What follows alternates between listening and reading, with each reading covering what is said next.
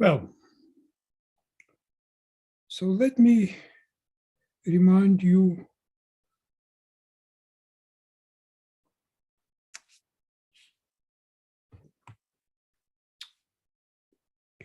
so our goal is to prove the Perelomov-Popov theorem. I recall the notation. Some questions, sorry? No? Excuse me. Okay, so I want to recall the statement of the Perelomov-Popov.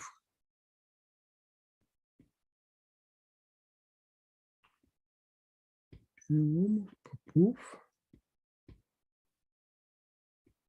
theorem.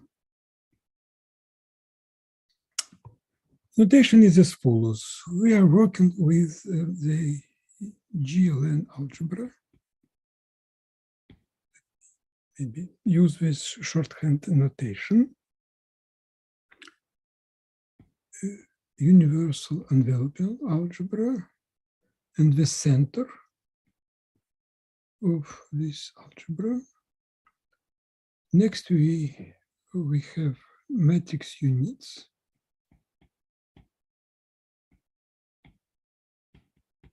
Matrix units.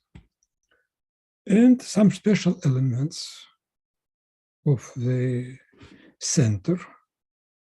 My notation is as follows.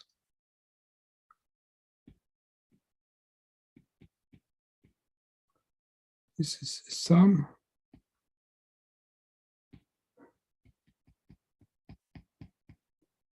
I recall the notation. Again, I have the sum is from 1 to capital N.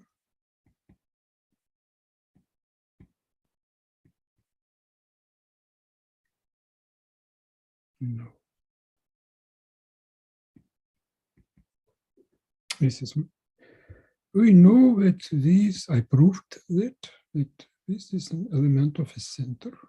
This is my shorthand notation. And next, so assume that we are given some G model. G model or representation of our Lie algebra. And there is some distinguished vector.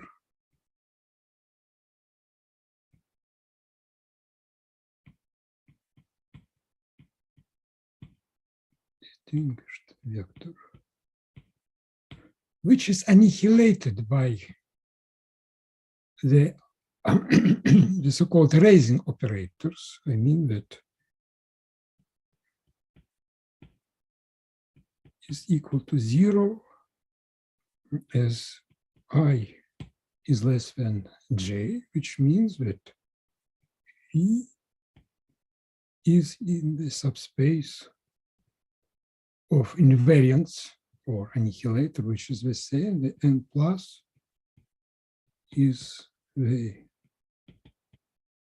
strictly upper triangular matrices. Next, I will assume that it is an eigenvector for all diagonal matrix units.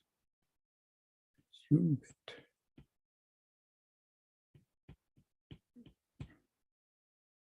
for some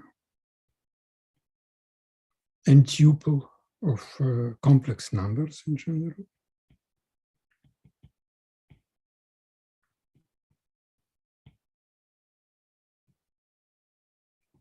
Here is I is ranges from 1 to n. And what I want to prove, I claim that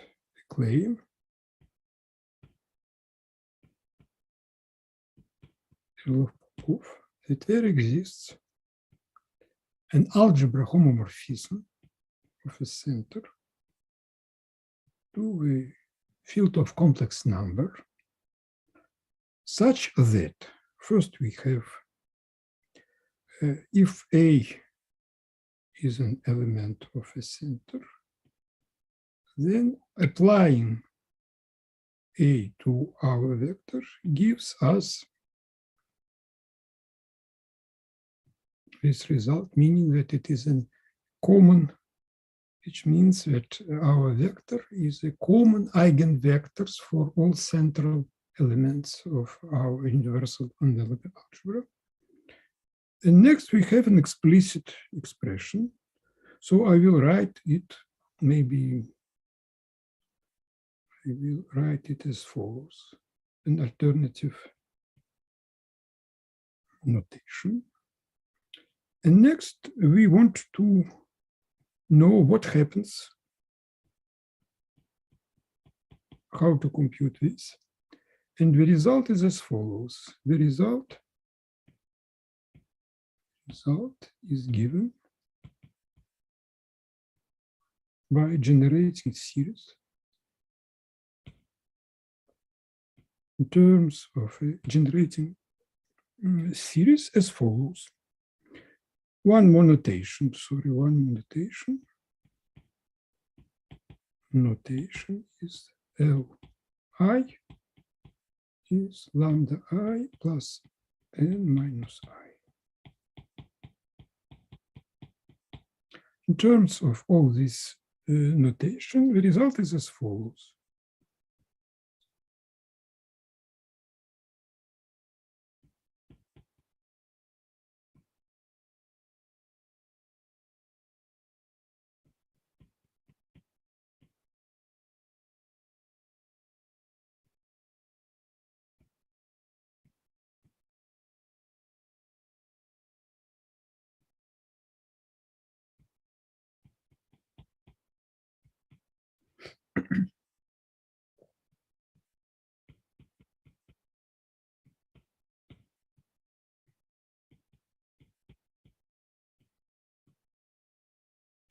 So this is our formula.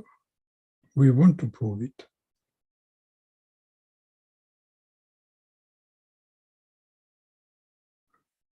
So I proceed to the proof.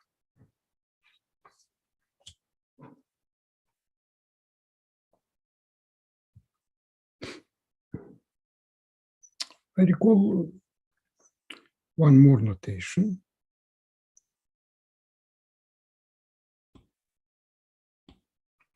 I will need it. So this is defined as follows. So this is something similar.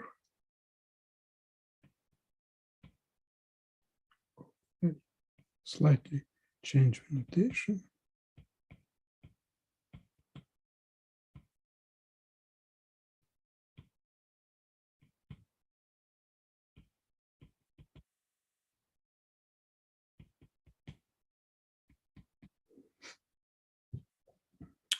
Or maybe it's more, slightly more generally one could write follows. And then this is evident. That we have is the sum of diagonals, elements of this kind, from 1 to n.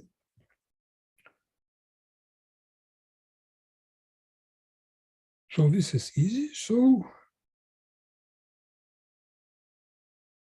next, what I need with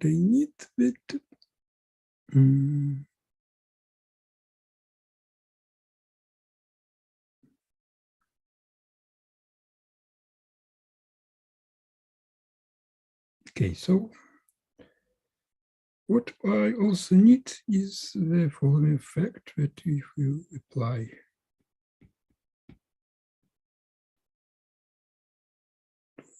my vector, it is again eigenvector. It is again eigenvector.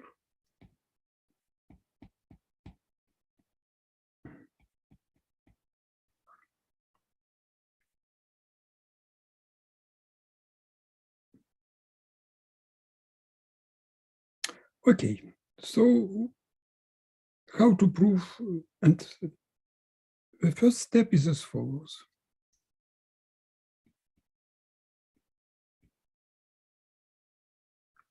We want to prove the following recurrent relation.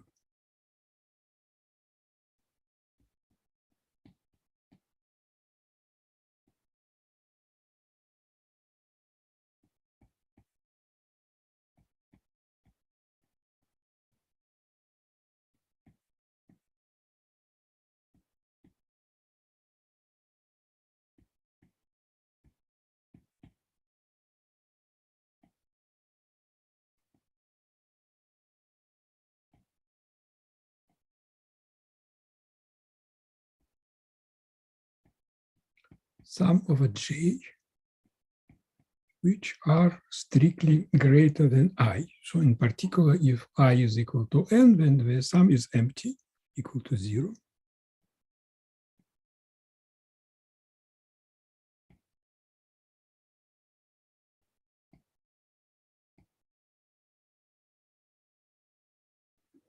And I will prove this together with this fact by induction. And what is important to note that here I assume that n is positive, and by convention,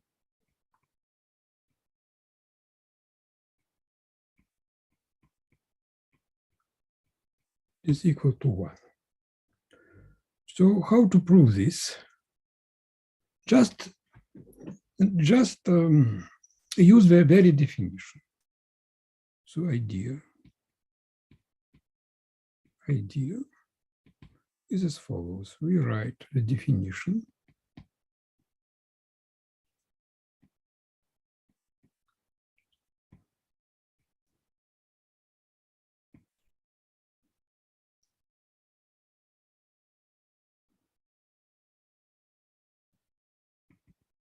So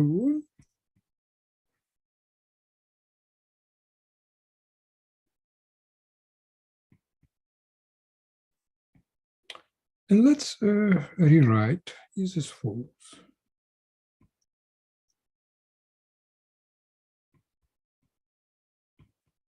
So here I assume summation,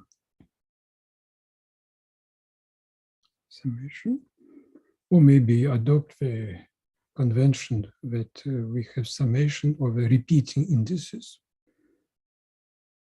And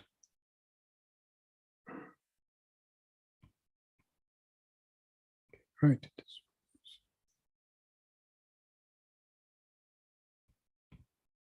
yes. And now apply it to our vector. And so we obtain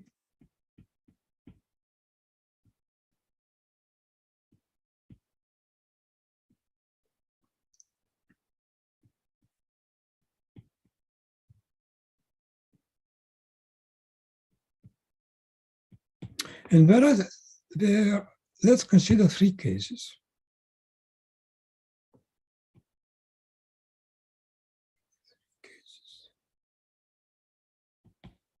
One is A is strictly less than I. So contribution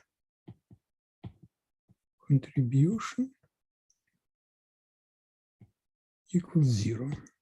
Okay. Next case is A is equal to I. Now we have, this gives us, because, so this gives us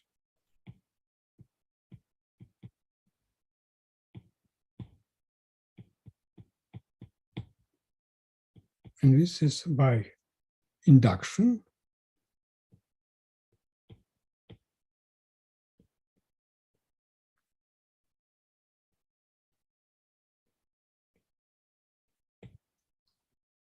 This result.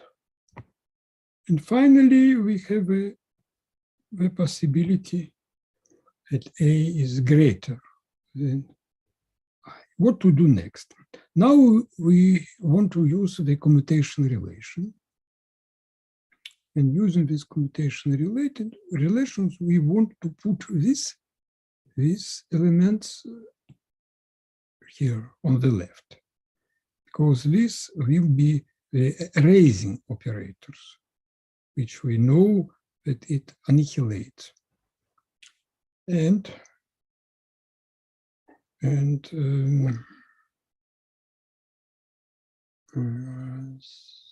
Okay, how to do this? We use the fact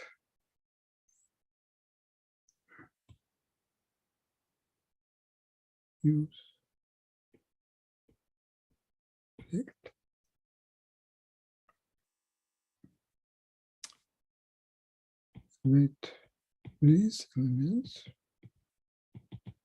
transform under the action of our Lie algebra exactly as ordinary matrix units.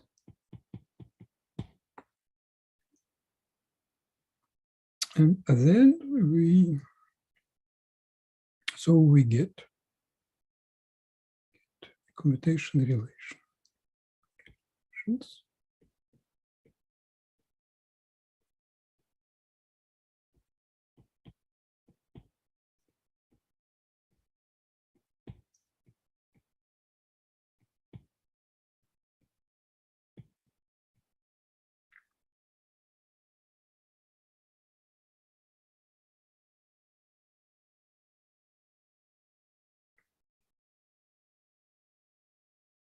No, I'm very sorry. I need one more assumption.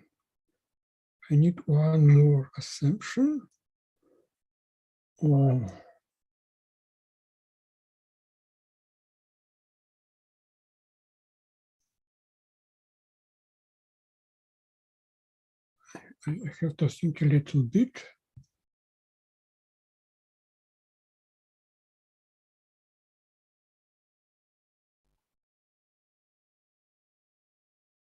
No, it's okay. It's okay. And plus commutator.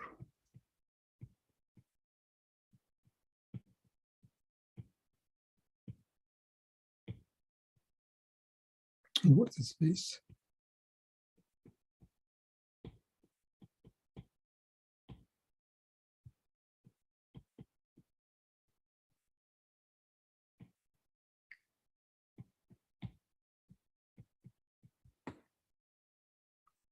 And multiplied by,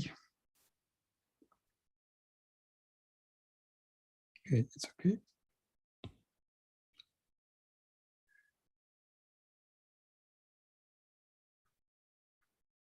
Minus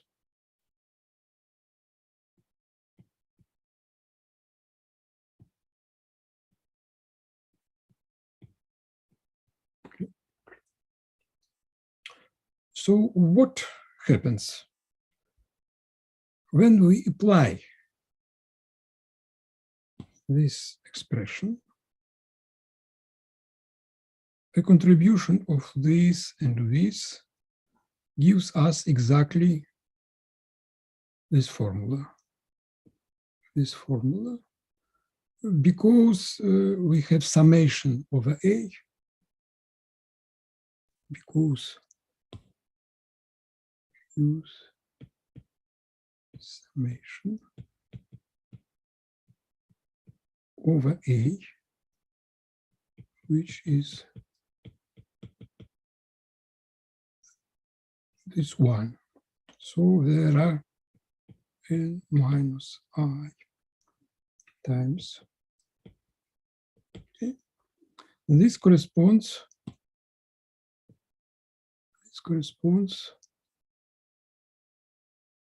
to this, because this is equal to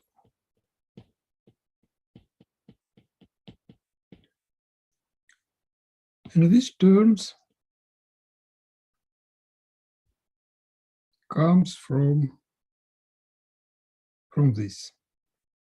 Only here A should be replaced by J.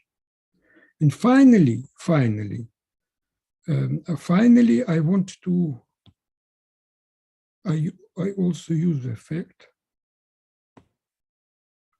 So,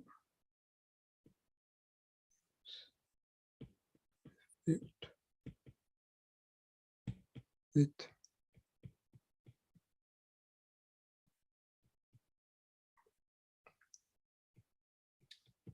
for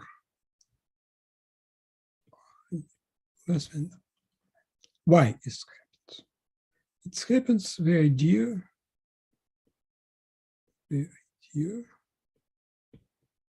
is that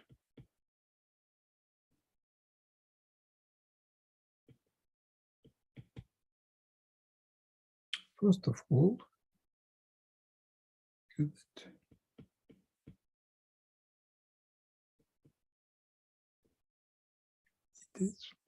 lies in the cyclic envelope of our vector, which means this contains in this space. What is this space? We apply to this vector all possible operators coming from our algebras. The next remark is that in this space,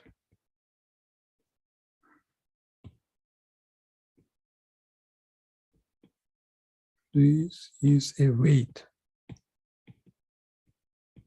G module, which means that it has a basis consisting from weight vectors, and a weight vectors means that a vector is an eigenvector with respect to the action of diagonal matrix units. And finally, the next remark is that the possible weight,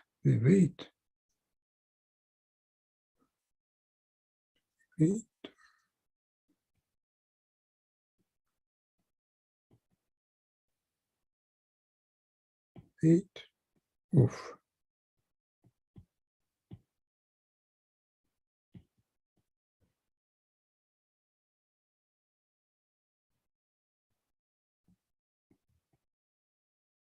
would be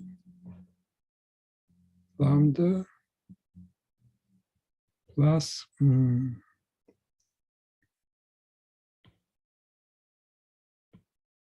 here I use the notation that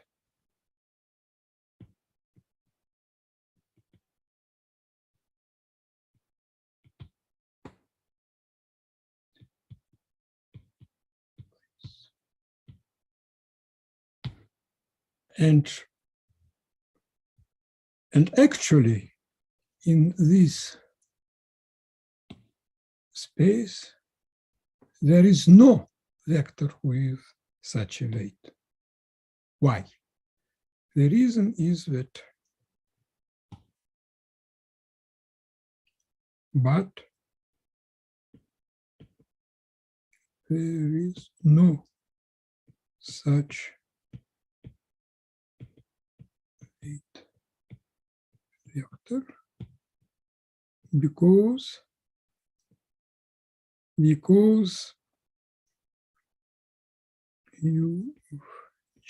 use the Poincaré-Birkhoff theorem by Poincaré-Birkhoff.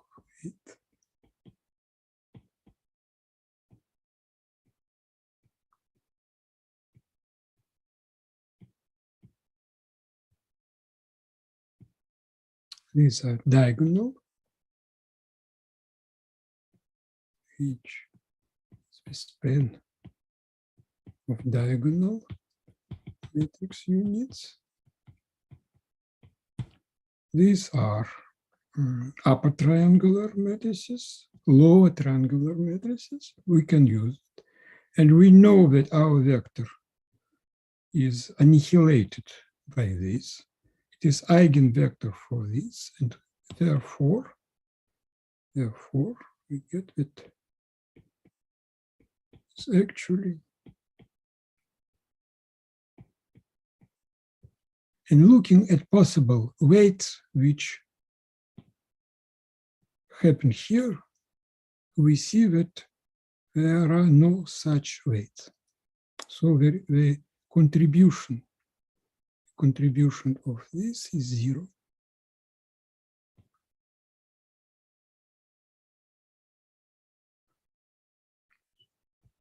The conclusion is that contribution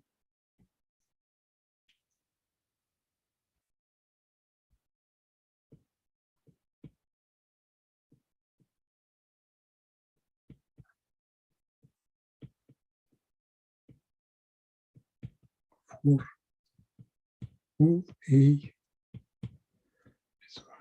And all these arguments together imply this claim.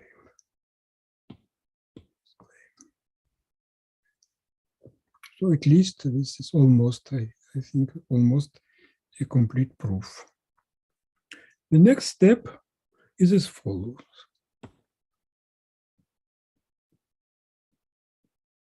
Step 2 of the proof is as follows. Let's consider the matrix n by n. Matrix as follows.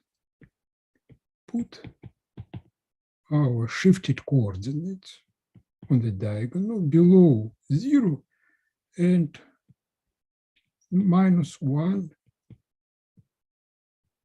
at all entries at the upper, above the diagonal. Above the diagonal.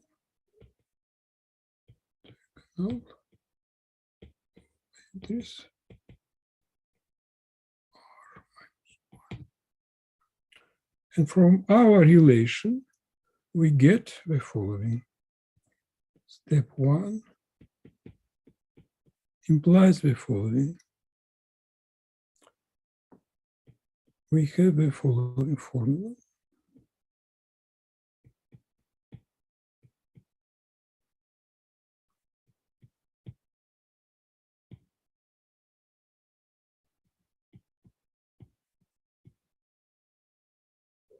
We have to take our matrix raised in power n and take these entries. So this is a little argument which proves this relation. Very important for us.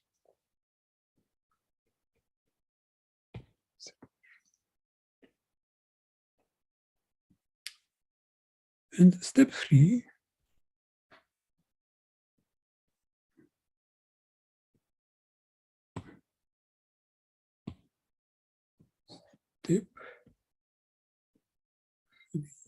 is as follows. Let's consider the generating series.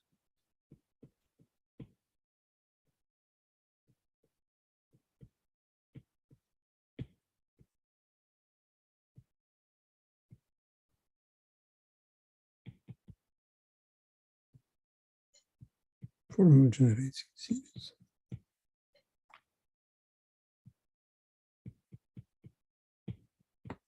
I recall that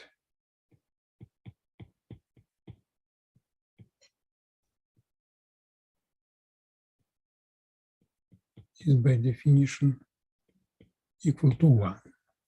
So the constant term is equal to 1 by convention.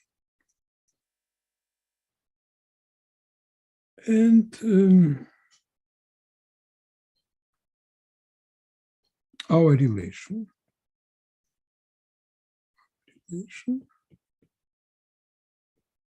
just means the following formula. In terms of this generating series, it means the following.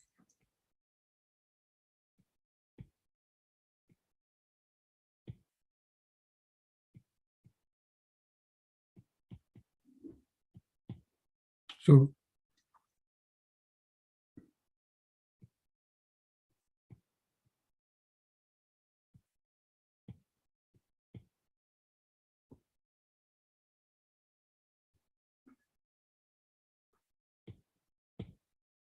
this means this makes sense. Why?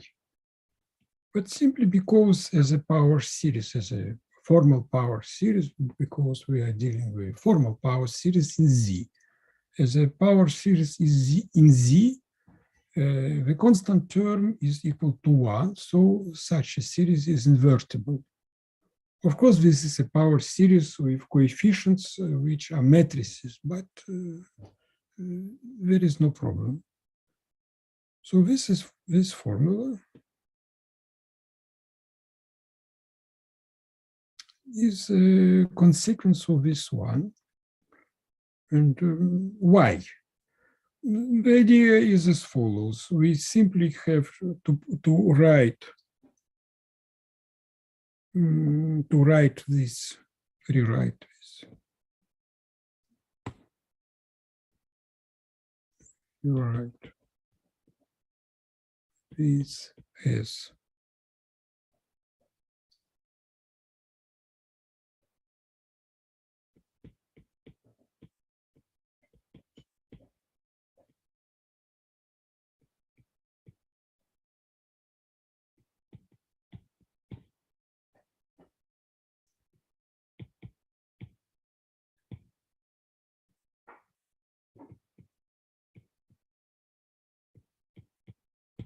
and this is correct. This is correct. Why this is correct? There is some subtle point here. This is correct because formally, this once appears some number of times, n minus I. But actually, because we need to, this is the diagonal matrix, only one entry contribute. So this, what happens? So I want to maybe write use that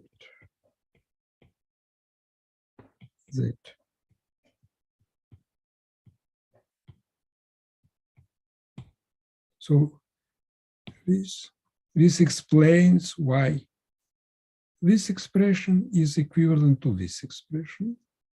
And this expression is exactly equivalent to this one, to this one. So to this one, to this one, because we multiply by z to n, make the summation from n to 1 to infinity, and we get this one.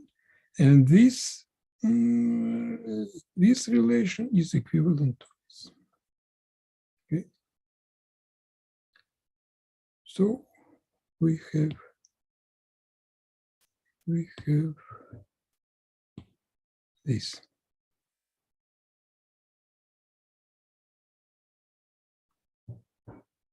We prove this. What next?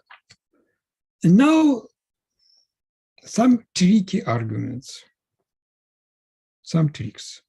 So there are two possibilities. I know two possibilities to complete the proof. One possibility, one variant is to diagonalize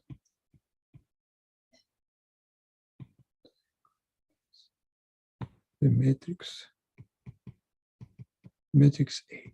Why we want to do this? Because we have to raise it to power n and compute exactly what is this matrix. And to do this, the idea is to diagonalize it first, and then it is easy to perform the computation of this matrix. But the problem is how to find the diagonalizing matrix, and this requires some work. This requires some work. And you can find this argument, C. Zholobenko book. And this is the initial argument of Perelomov and Popov. But I want to tell you another argument, another variant. There is a paper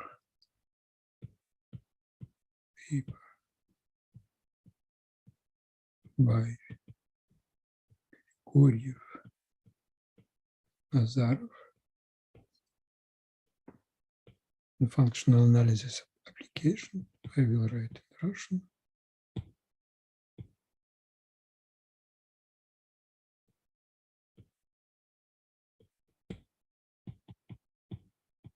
Functional analysis applications.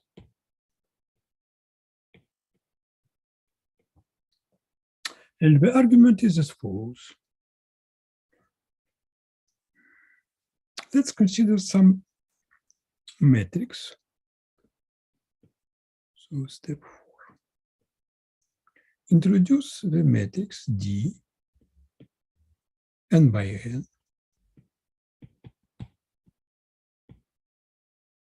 and ones on the next diagonals, zeros. Maybe some questions.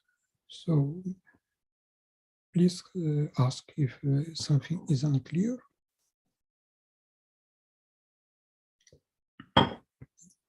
So what we have to do, we want to compute, we want some tool for computing such a sum, I.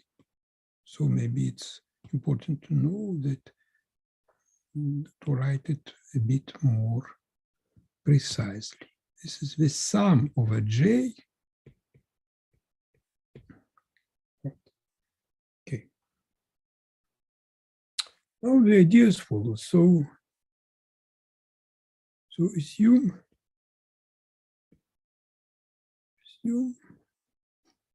X is upper triangular, as in our situation. All our matrices are upper triangular. Good. Then the following little miracle happens. If you take such a sum for the matrix of such a type,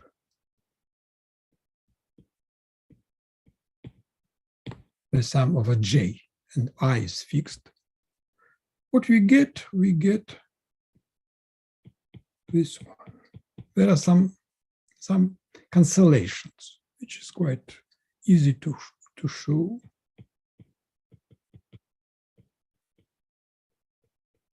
So we use this lemma,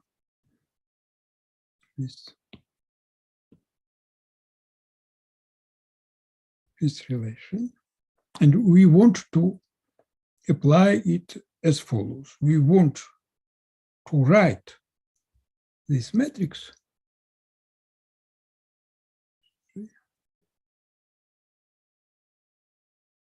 in this form, and then apply this trick.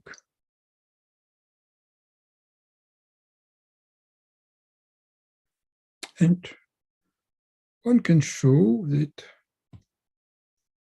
step 5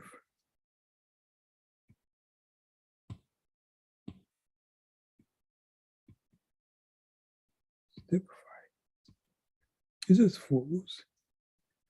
We want to represent our matrix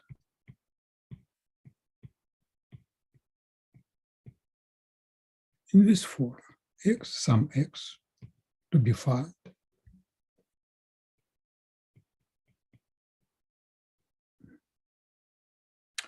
And this is done as follows. Introduce one more notation. L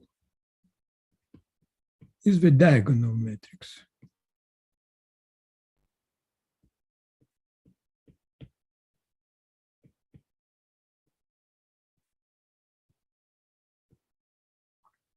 And observe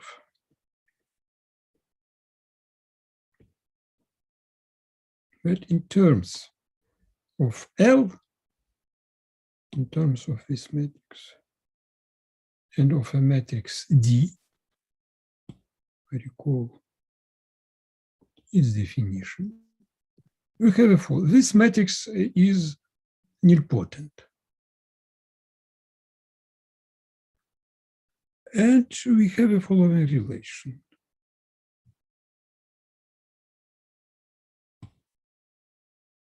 A can be written as follows: L minus D, which means L minus D squares minus, and so on. And this series terminates because D is nilpotent. And this is quite obvious because what means L? L is diagonal.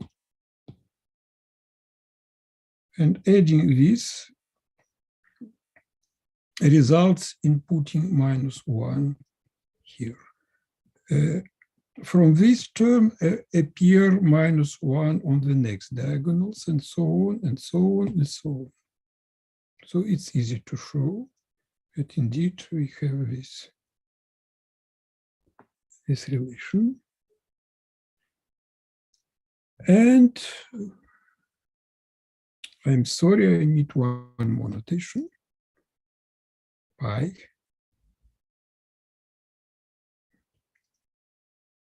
is a diagonal matrix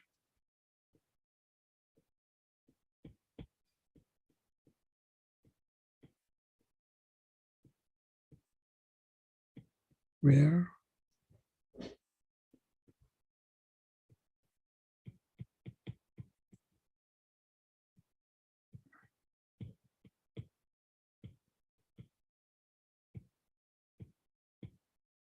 you see that these are the quantities which appear in the formulation of our theorem. These are our pi's. Now they appear, they enter into play. And it turns out some computation, a little one, shows that this matrix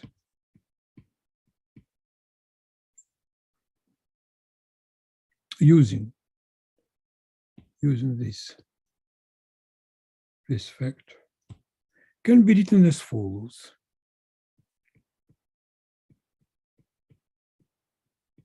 As we want, with x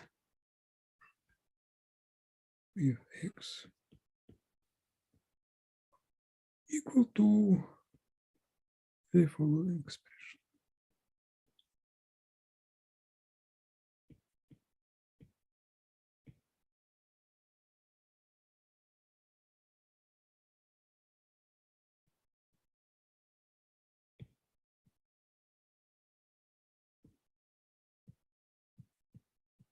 Okay.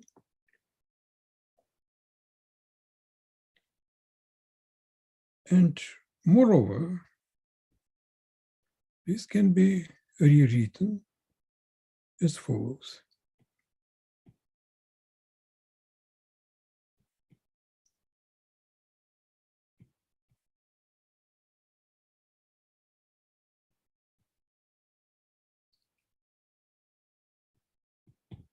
Okay. Some computation. And applying our lemma, applying What is this step? It's step 4. Step 4. We get that we want to compute, sorry, maybe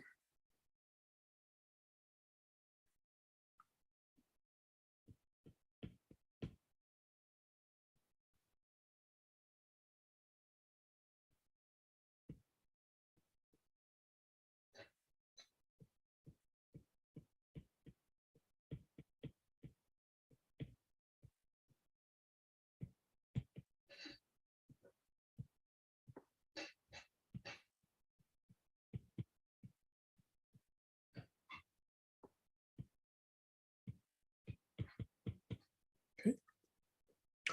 But what next?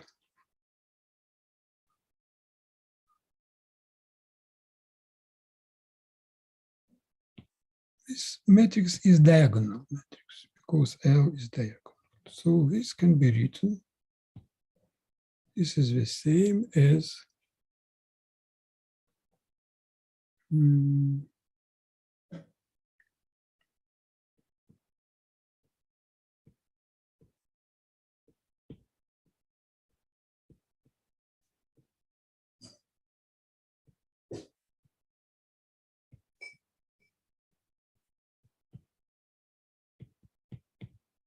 and this factor just comes from this one.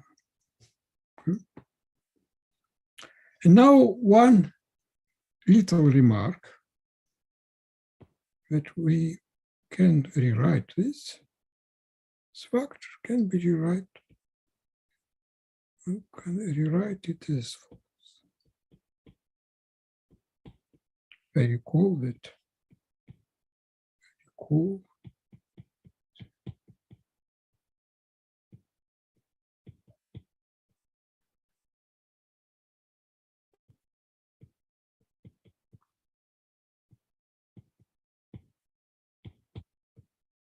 So this is easy to see that this expression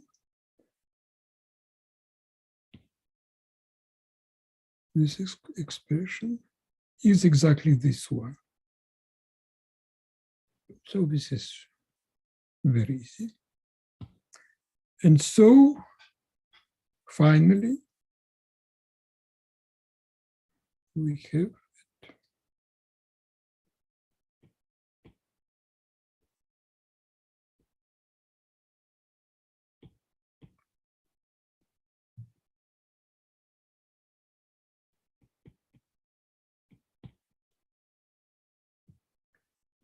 and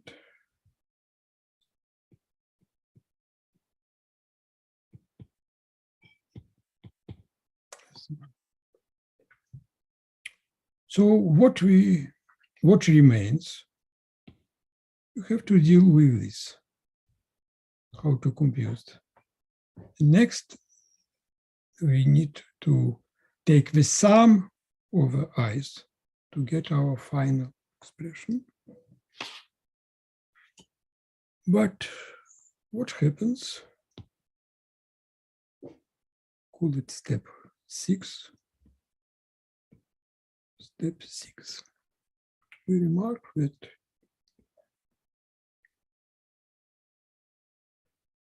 the matrix pi is diagonal, and D is also a very simple matrix.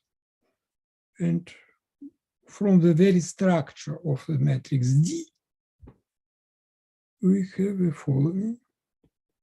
To compute this entry, first of all,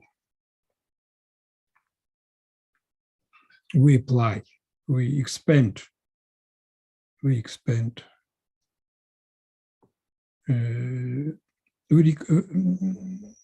need to observe that this matrix is also nilpotent. It's nilpotent. And so we can write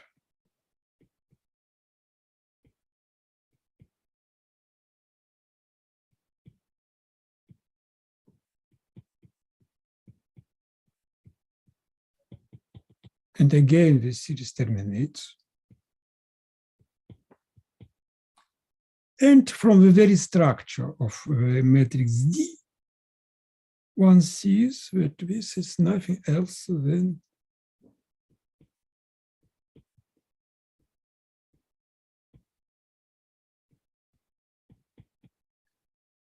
with the understanding which equals to 1 if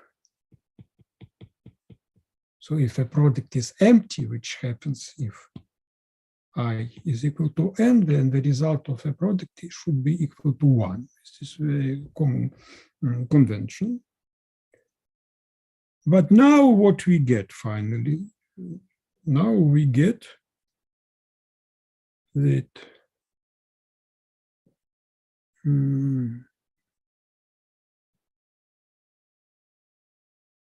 that the sum, we have to take the sum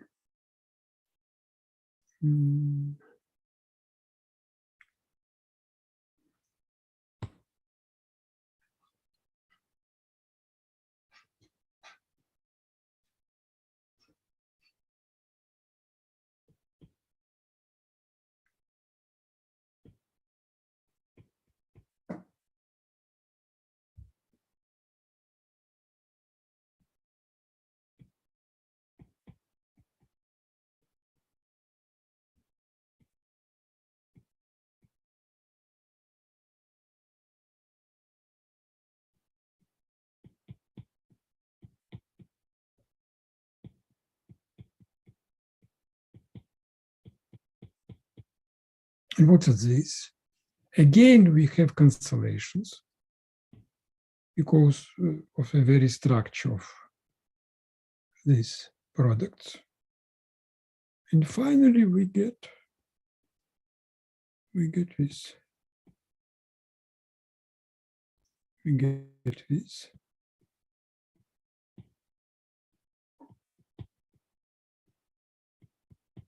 And this is exactly what we want. So I recall it. Have to prove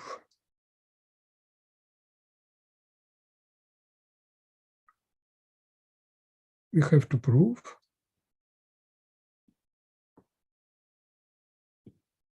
this result. And this is exactly the right-hand side is the product of this. And on the left, we have exactly the sum of these. And this appears because each of these formal power series has constant term equal to 1. So this is this contribution. So this is the end of the proof.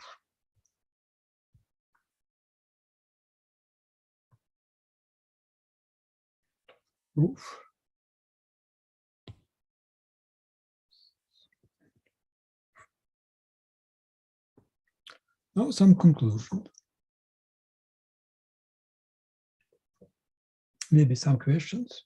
Please ask something. I understand this is tricky, but I think the argument is nice. Genius. And what next? So, some observation.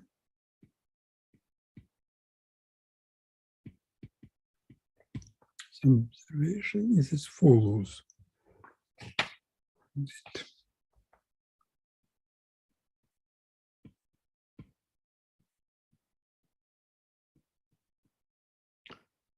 Look at this result. We have some power series, some generating series for these quantities by, but let me write it. This quickly.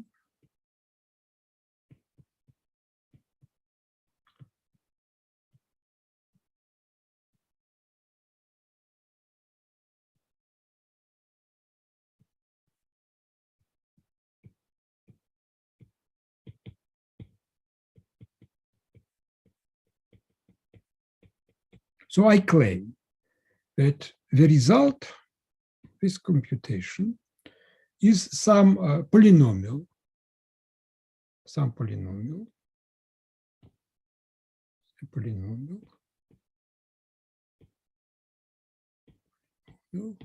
symmetric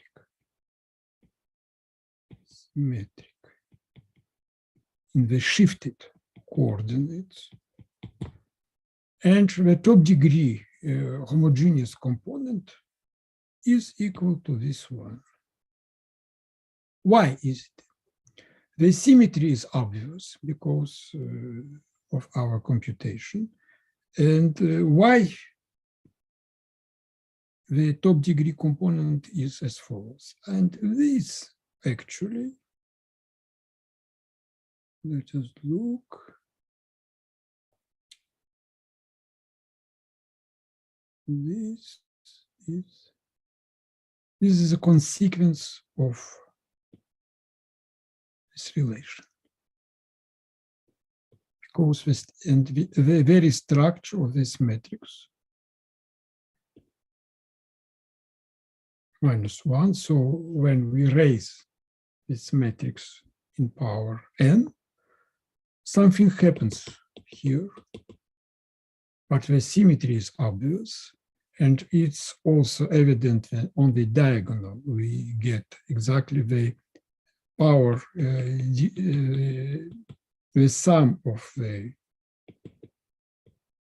nth powers of these coordinates, and the contribution which arises from this, when we sum over the rows, it produces something which is of lower degree. So this is a consequence of this relation. But there is another possibility to prove this, and this will be some homework problem. So maybe I want to note a consequence of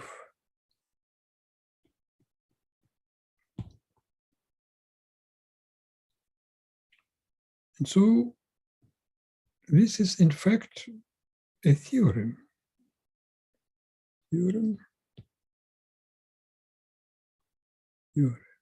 The algebra. They maybe write it as follows.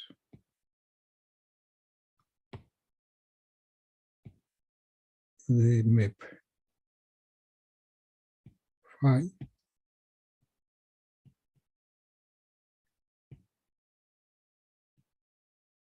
from the center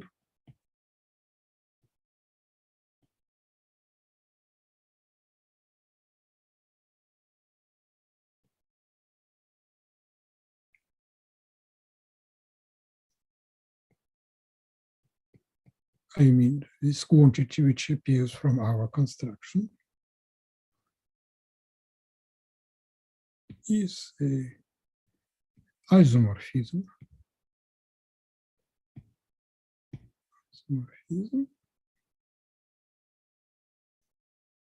with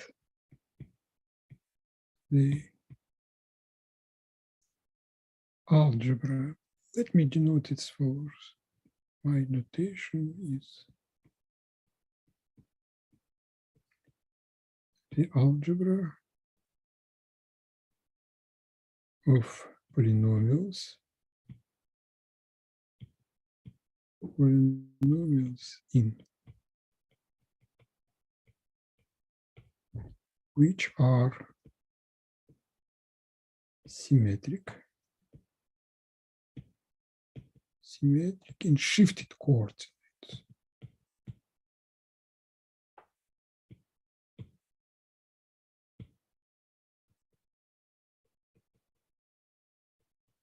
Yep.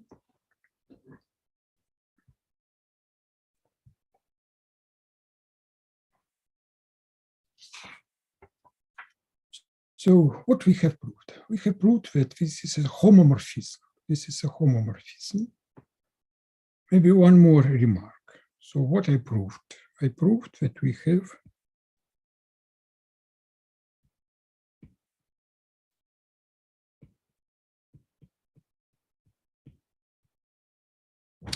for our distinguished vector of G model and so on and so on. But assume that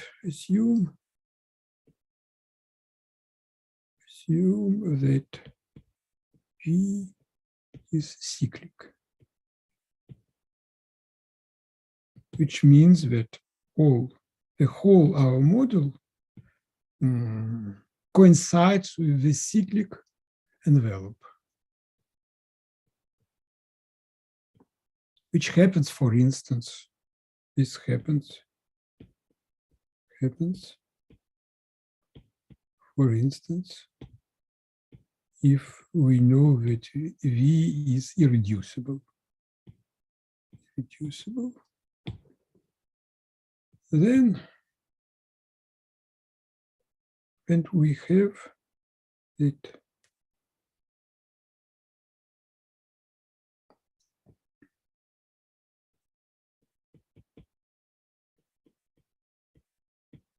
for any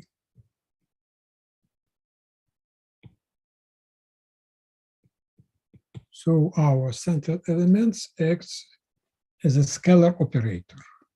In particular, in the case of an irreducible model, which this is implied by the Schur lemma.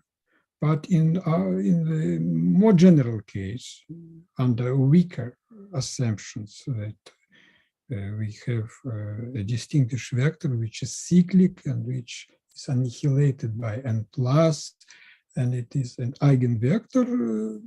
This follows from the fact that, from our assumption that this vector is cyclic, because we know that our central operator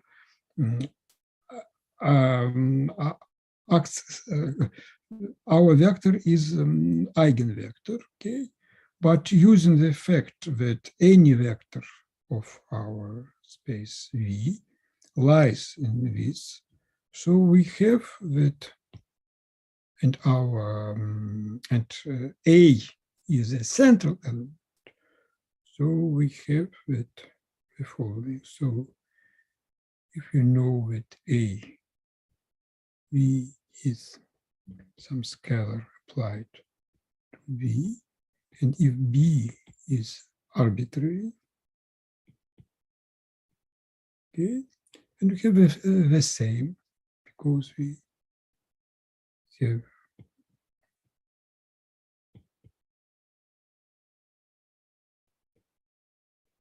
the same. So this implies that the center acts by scalars on any cyclic module which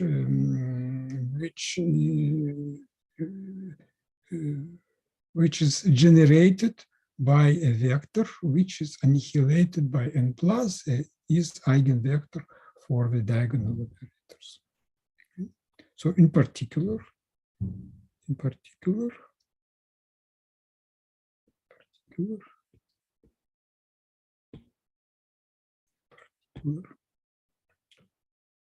we have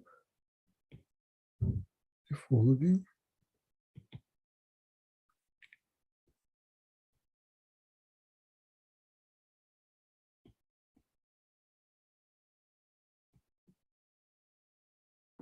If V is a finite dimensional,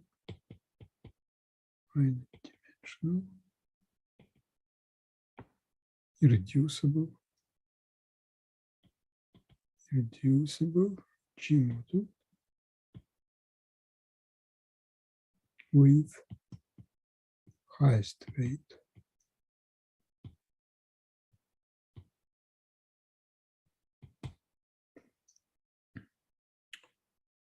here. I assume that we know something about representation theory. If you don't know, okay, so you have to maybe to skip this. Highest weight.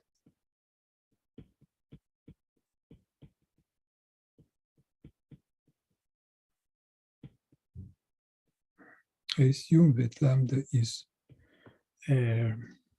has integer coordinates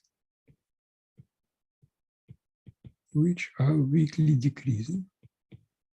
Such lambdas are called signatures.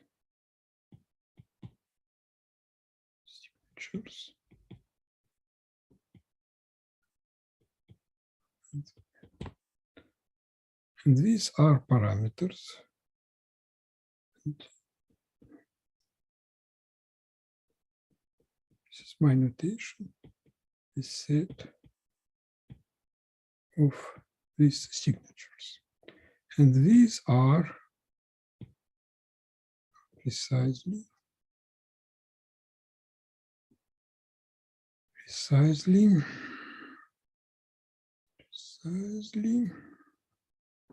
the parameters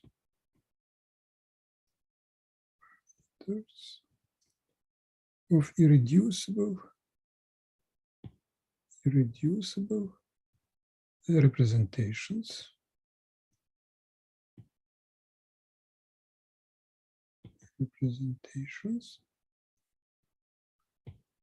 of the unitary group, which is a compact form of the GLN. And from the representation theory of the unitary group, one knows the following.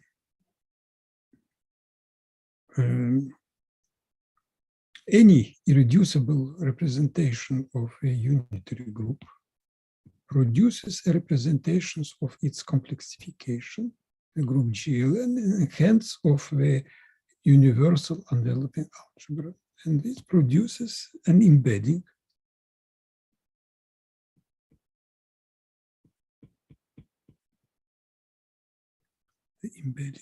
into the sum over all signatures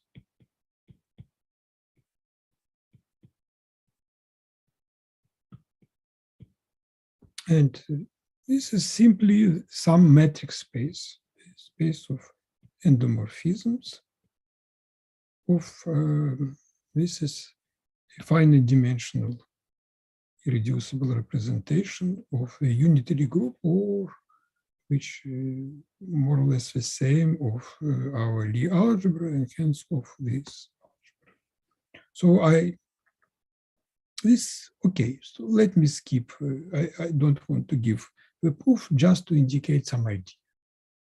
So our algebra is embedded into this infinite direct sum, and in particular, the center,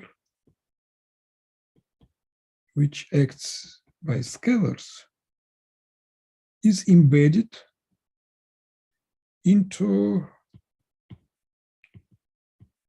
the sum of copies of a complex numbers, but which is the same as simply functions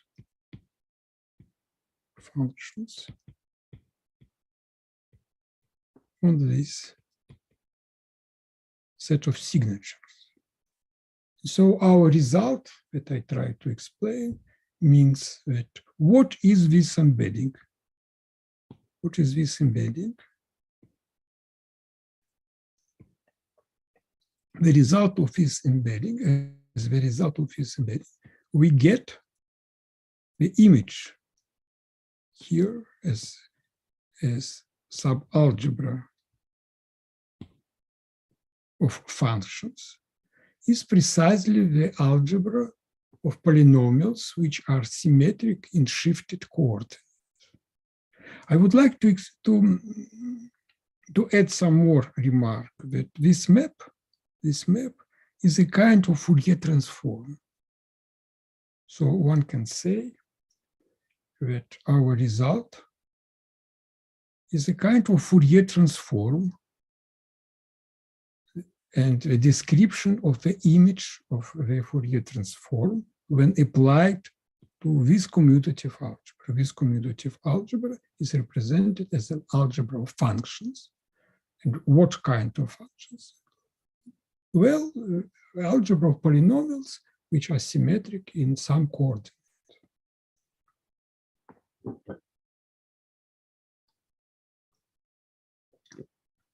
And finally, I would like to give one more interpretation of this result, a description of a center. So this result is some description of a center as an abstract algebra, but something more.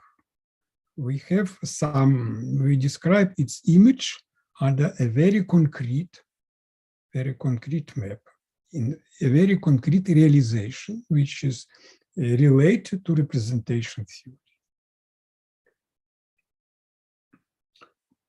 And what I would like to explain is,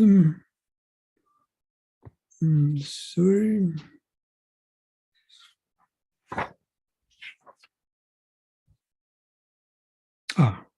Maybe. Okay. I would like to explain what is important here. Some explanation, some comment on the shift.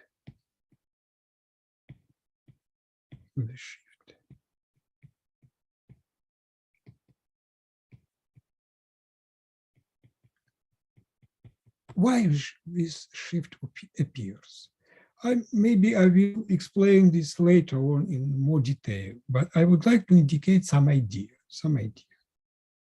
This is related also to this shifted symmetry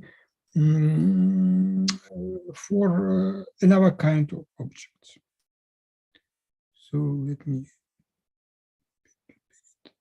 suppose shifted symmetry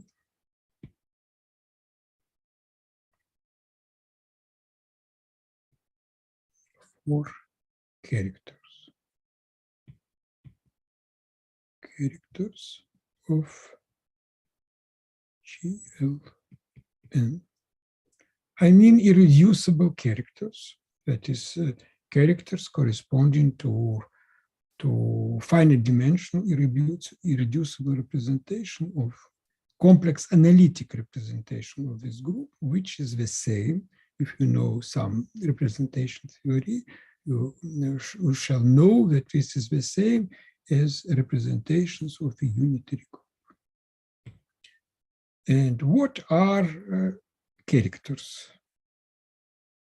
What are irreducible characters of a unitary group? So this is the group of unitary matrices n by n, and the parameters of irreducible representations are signatures,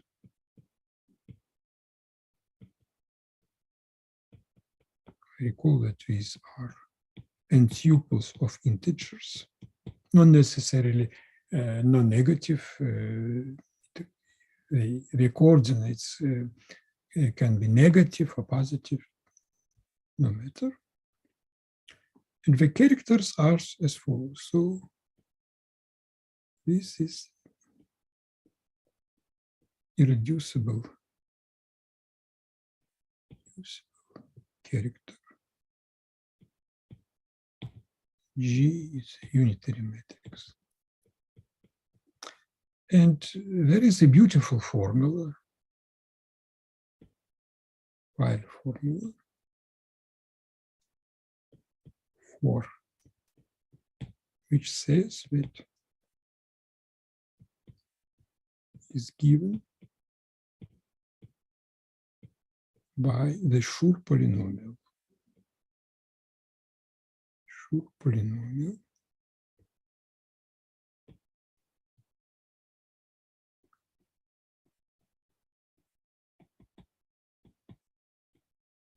in the eigenvalues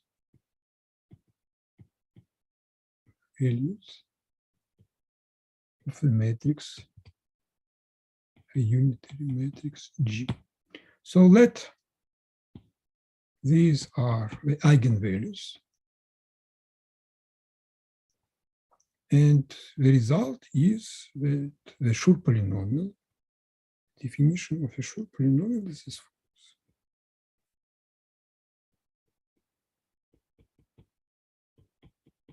It is equal to the ratio of two determinants of n by n matrices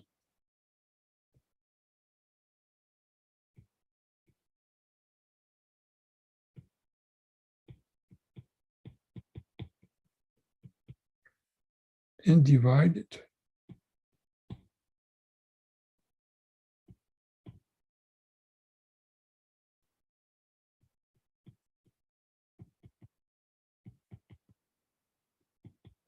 which is the van der Monde determinant,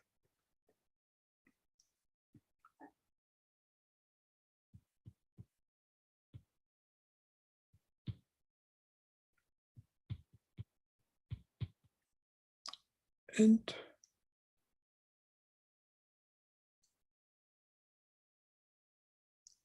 you see that here we get this else instead of lambdas. This is a symmetric polynomial because the numerator is skew symmetric in the x's, and the denominator, which is the van der Monde, is also skew symmetric, and the ratio is symmetric. So we see that there is a kind of symmetry with respect to which appears especially if we divide. You divide this by the dimension.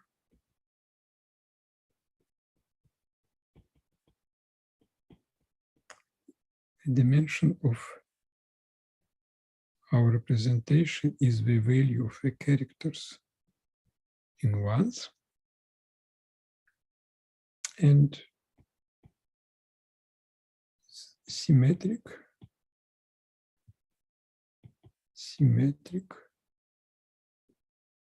expression in these variables. It's not a polynomial, of course, but it is symmetric. So the source of the symmetry of a shifted symmetry is closely related to the symmetry of this expression, the normalized characters, with respect to the shifted coordinates of a highest weight. I hope I will prove it later, but I would like just to indicate this important fact. Okay, let me stop at this moment. I will switch off